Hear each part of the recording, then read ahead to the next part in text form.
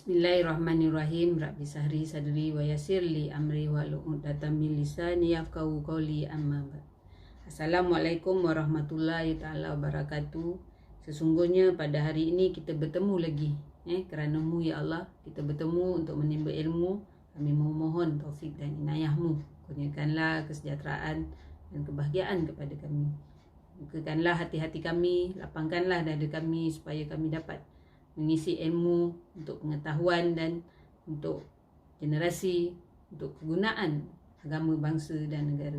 Jadi pada kali ini saya ingin membawa anda semua kepada modul keluarga sakinah, iaitu modul 5, iaitu asuhan, bimbingan dan pendidikan. Jadi kanak-kanak mumayyiz sehingga baligh, iaitu 7 tahun hingga 15 tahun di dalam buku MKS YPKDT, Yayasan Pembangunan Keluarga Darul Ta'zim. Jadi dalam modul 5 ini, iaitu saya akan membawa tuan-tuan dan perempuan semua kepada program yang kedua, iaitu persediaan mental. Dan objektif bagi program persediaan mental ni adalah untuk memberi pengetahuan mengenai perkembangan psikologi anak remaja supaya mereka ni mudah faham dan mudah didekati. Dia terdapat 2 aktiviti je yang perlu diterangkan dalam program persediaan mental ni. Yang pertamanya adalah memahami psikologi remaja. Apa yang berlaku semasa remaja. Jadi usia remaja ni adalah usia dari 7 hingga 15 tahun. Jadi pada waktu ni remaja dia mengalami perubahan pada rupa bentuk badan ataupun fizikal, pemikiran dan juga mental. Emosi, seksual, tingkah laku semua berubah. Dan perubahan ini adalah disebabkan oleh perubahan hormon yang terdapat di dalam tubuh semasa proses peralihan dari kanak-kanak kepada dewasa. Semua perubahan ini boleh mendatangkan masalah bagi remaja. Ditambah lagi dengan tanggungjawab baru yang perlu dipikul oleh mereka. Lepas tu dengan ekspektasi daripada orang sekeliling mereka membuatkan mereka berasa tertekan dan bingung dengan perkara yang berlaku.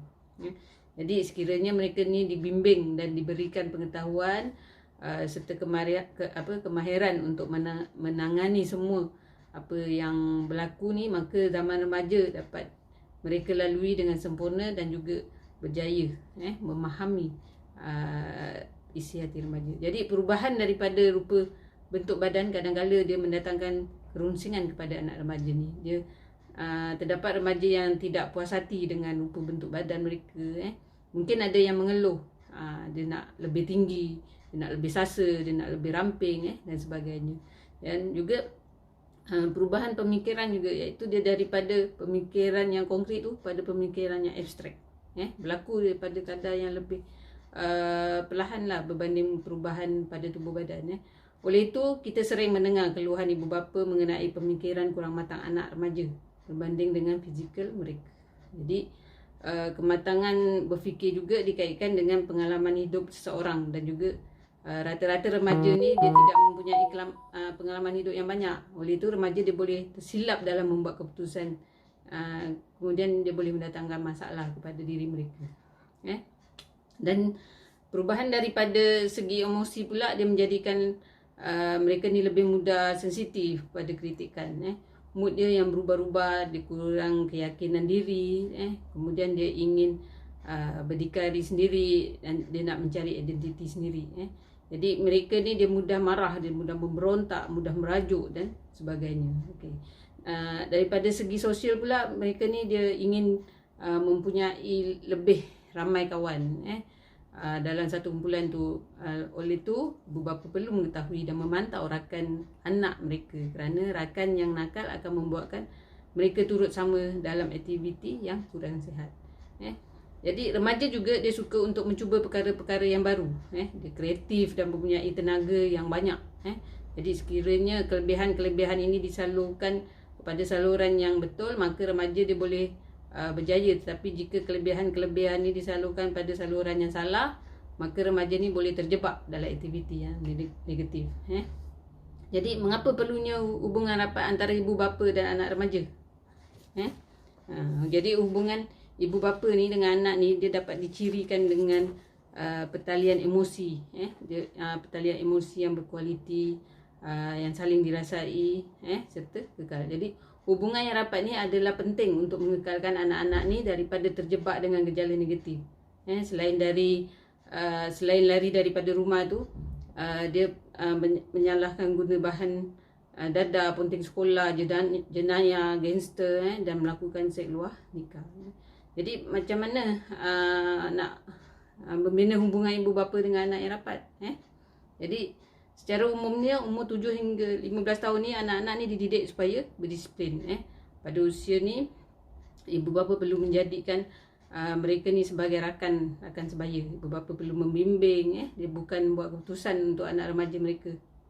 Apabila ibu bapa bersifat memerintah ataupun mengarah, jadi anak remaja ni akan menjauhkan diri daripada ibu bapa. Lepas tu mereka akan ada masalah sendiri, dan teruslah dia merujuk kepada rakan-rakan, dia bukan merujuk kepada ibu bapa.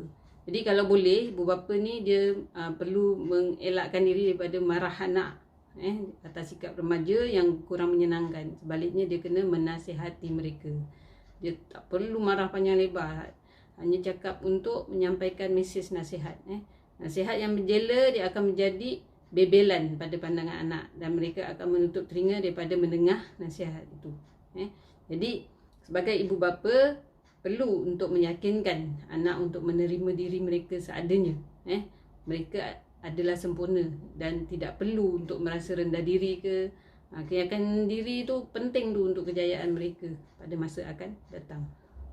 Jadi kadang-kadang remaja ni dia menguji bagaimana reaksi ibu bapa dia terhadap salah laku dia. Oleh itu ibu bapa perlu bijak untuk menangani dia. Perlu tunjuk kewibawaan sebagai seorang ibu atau bapa tu, tunjukkan kewibawaan. Tangani salah laku mereka ni dengan cara yang berhemah lah.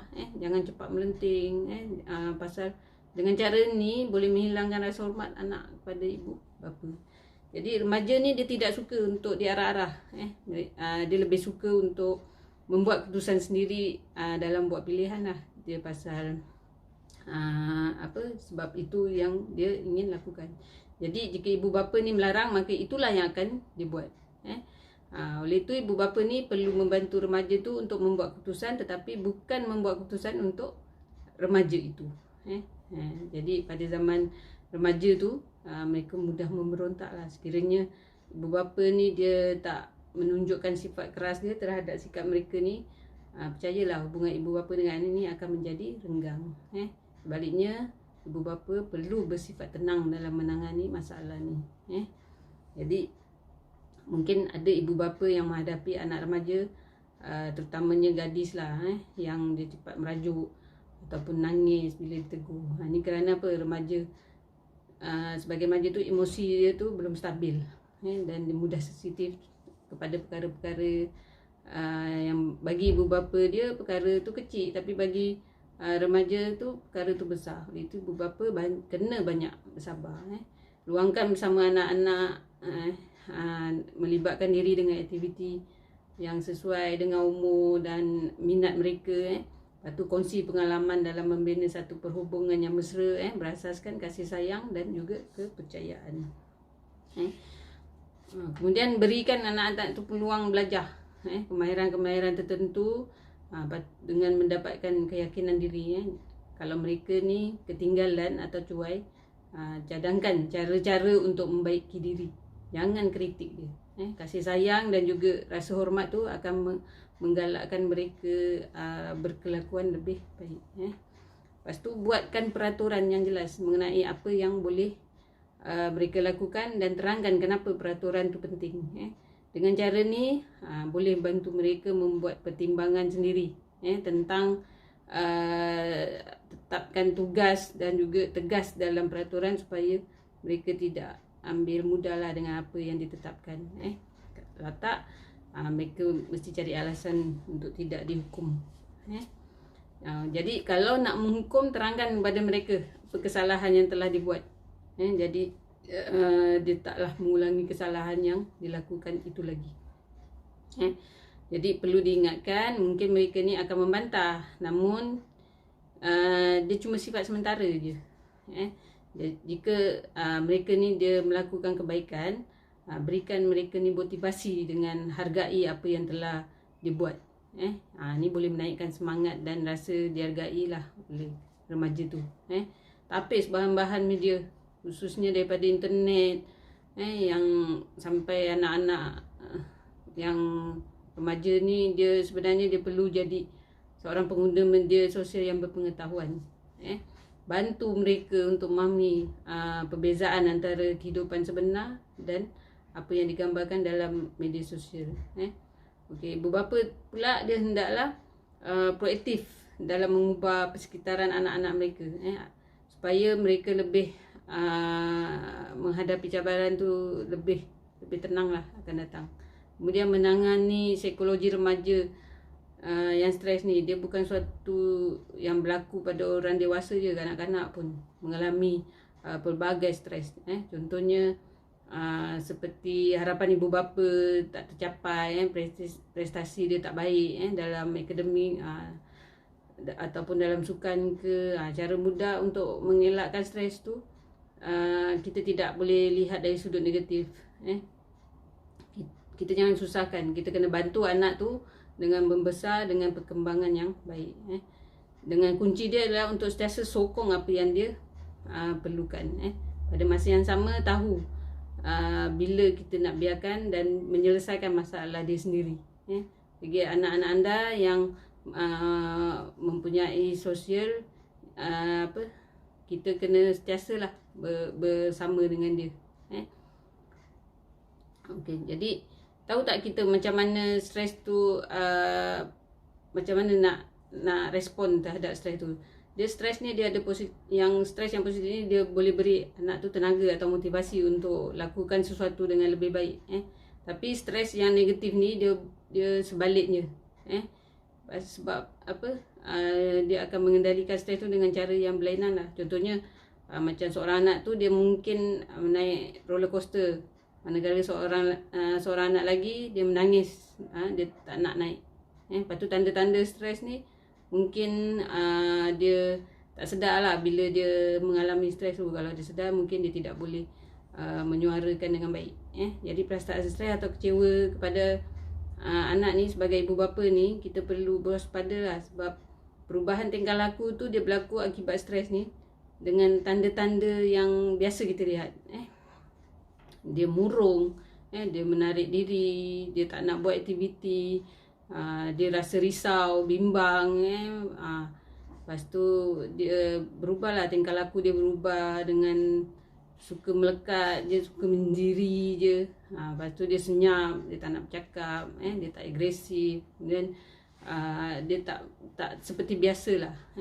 Lebih-lebih lagi bersungut tentang keadaan fizikal dia, macam sakit kepala, sakit perut lah, selera makan lah, kencing lah, apalah kan. Lepas tu merungut, macam mana dia nakkan perhatian. Sebenarnya dia berhadapan dengan stres. Kalau tanda jelas dia bahawa terdapat sesuatu yang tidak betul tu, sekiranya kita lihat berlaku, maka ini bermakna kita perlu berikan perhatian dan respon yang sewajarnya terhadap tingkah laku dia. Jadi bagaimana ibu bapa tu boleh membantu? Dia tak kira lah apa sebab dia. Lama-lama stres tu boleh bertambah dan akhirnya anak tu akan menunjukkan tingkah laku yang tidak wajar lah, dan tidak boleh diterima. Jadi inilah membuatkan mereka ni semua tidak fokus untuk dalam pembelajaran atau perkembangan dalam yang kesihatan dan sebagainya. Jadi sebagai ibu bapa ni, kita perlulah mengawasi tingkah laku dan cubalah untuk mengesan punca stres dengan mengkaji semula kejadian-kejadian terkini yang sebelum dan selepas berlaku. Jadi apa yang perlu kita galakkan? Apa yang perlu kita galakkan adalah galakkan anak-anak ni menggunakan kaedah bercakap dalam diri secara positif. Bercakap dalam diri secara positif, boleh mengulangi fikiran-fikiran negatif tu dalam minda tu, kita buangkan. Ajar anak tu untuk menggantikan fikiran negatif tu kepada fikiran yang positif. Jadi kanak-kanak ni dia boleh cenderunglah ikut jejak orang dewasa. Berhati-hati agar tidak menyuarakan komen-komen pada diri mereka tu yang negatif. Jangan cakap bodoh, jangan cakap salah, jangan cakap yang negatif lah senang cakap. Kemudian ajar dia macam mana cara nak selesaikan masalah. Jadi kemungkinan besar lah kan, ada anak yang bermasalah ni dia perlu melakukan sesuatu tugasan. Lepas tu kita kena bimbing dia, ajar dia bagaimana nak bahagikan tugasan tu sebagai tugasan yang lebih kecil ke. Lepas tu ajar dia langkah-langkah yang lebih mudah untuk mengendalikan masalah itu. Okay. Kemudian kita bagi tahu dia jangan bimbang, kita bagi dia motivasi dan seterusnya. Okey, kemudian kita suruh dia fokus dengan usaha yang dilakukan, bukannya hasil. Sebab kita ni semua tidak sempurna. Jadi kalau kita memfokuskan kepada hasil tu, kalau hasil tu kita terima tidak apa yang kita dapatkan, kita akan menjadi tertekan. So dalam keadaan ni kita berilah peluang, beri peluang yang terbaik untuk mendidik anak ni supaya apa yang dia lakukan yang seterusnya tu adalah yang lebih penting untuk diri dia. Mengakui kesilapan, ambil tindakan dan betulkan apa yang wajar.